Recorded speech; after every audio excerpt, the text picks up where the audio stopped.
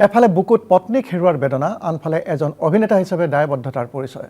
পত্নী বিয়োগৰ 4টা দিনৰ পিছতে বুকুত এটুকুৰা শিল বান্ধি লৈ ইতিহাস থিয়েটাৰৰ আখৰা গৃহত অভিনেতা তপন দাস।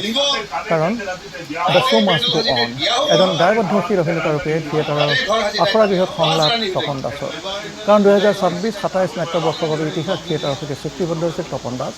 অভিনেত্ৰী পত্নী পূৰবী শৰ্মাৰ বিয়োগৰ এবুকু বেদনা লৈও নাটকৰ আখৰা গৃহত এইদৰে দেখা গ'ল অসমৰ বিশিষ্ট অভিনেতাগৰাকী। জীয়ৰী ৰাধাক শান্তিপুৰৰ ঘৰখনত থৈ আজিৰে পৰা আখৰা আৰম্ভ কৰিলে অভিনেতা তপন দাস।